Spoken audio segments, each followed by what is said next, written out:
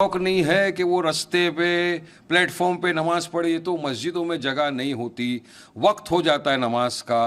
रमज़ान का मुकद्दस महीना चल रहा है। अगर किसी ने 5 मिनट नमाज पढ़ लिया किसी को डिस्टर्ब किए बिना, तो इनके पेट में क्या दर्द होता है।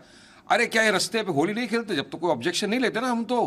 क्या प्लेटफॉर्म ट्रेनों के अंदर हमने देखा है भजन कीर्तन करते हुए, पर हम तो कोई ऑब्जेक्शन नहीं लेते। तुम्हारा करिए।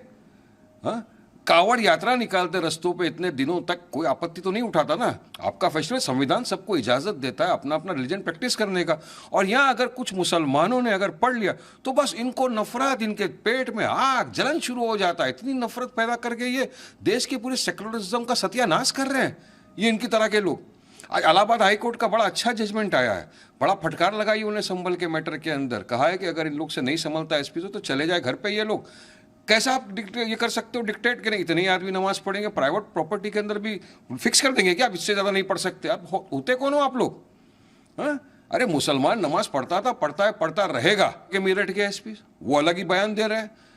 जो इस तरह से रास्ते में पड़ेगा करेगा उसका पासपोर्ट जब्त कर लिया जाएगा, ये कर लिया जाएगा। और उन्हीं का खुद का वीडियो वायरल हो रहा है जो दिखा रहे रास्ते के ऊपर, सड़क के ऊपर वो चल रहे हैं और होली खेली जा रही है। तब तो कोई आपत्ति नहीं लेता, तब तो किसी के पासपोर्ट को जब्त नहीं किया जाता ना, तब तो किसको जेल में डालने की बात नहीं की जाती ना।